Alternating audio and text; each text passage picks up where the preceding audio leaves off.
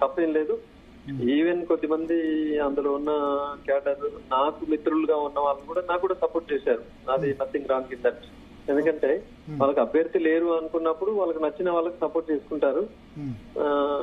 కాకపోతే కొన్ని ఏరియాలో మాత్రం ఖచ్చితంగా హరీష్ రావు గారి నుంచి ఇన్స్ట్రక్షన్లు రావడము లాస్ట్ 3 days బిఫోర్ కొంచెం అవుట్ రైట్ గా కాంగ్రెస్ పార్టీని ఓడించాలన్న లక్ష్యంగా అక్కడ వెళ్ళడం జరిగింది.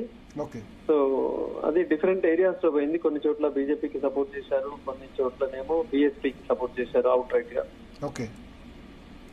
సో ఒకటి ప్రధానంగా మీరు ఓటమికి కారణం కొద్దిమంది ఏమంటారంటే కార్పొరేట్ వ్యక్తికి టికెట్ ఇవ్వడం కరెక్ట్ కాదు, కాంగ్రెస్ పార్టీ నరేందర్ రెడ్డి కాకుండా వేరే వాళ్ళకి టికెట్ ఇచ్చి ఉంటే రిజల్ట్ వేరే విధంగా ఉండేది, కార్పొరేట్ కాబట్టి గ్రాడ్యుయేట్ తిరస్కరించారు అని మీ పార్టీ నేతలు అంటున్నారు. ఏమంటారు దానికి? టీచర్స్ ఎమ్మెల్సీగా గెలిచిన మరి బీజేపీ అభ్యర్థి ఆయన మారుమూల ప్రాంతాల్లో ఒక స్కూల్ లేదు, హైదరాబాద్ నడిబొడ్డున ఢిల్లీ పబ్లిక్ స్కూల్ కావచ్చు, పల్లవి స్కూల్ కావచ్చు, మాకంటే పెద్ద కార్పొరేట్ కదనండి అది. మరి ఎవరు ఆయన ఎందుకు ప్రశ్నించట్లేదు చెప్పండి? చదువుకున్న వాళ్ళే కదా మేధావులు, గవర్నమెంట్ టీచర్స్ అందరు కూడా. ఒకవేళ కార్పొరేటే అనుకుంటే నాకంటే ఆయన పెద్ద కార్పొరేట్ కదా.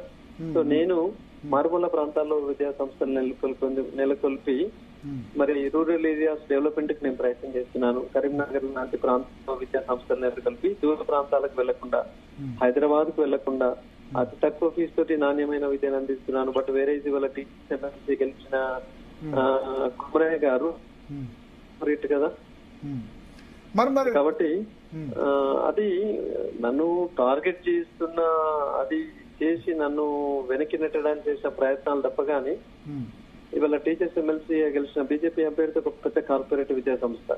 అట్లాగే బీజేపీ తరఫున ఇప్పుడు గెలిచిన పట్టభద్రుల ఎమ్మెల్సీ నాకంటే ఒక పెద్ద corporate business man.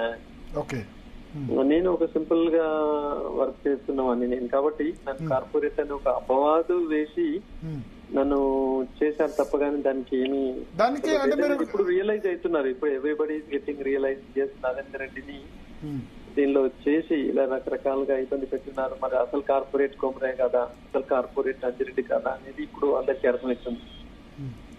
Okay okay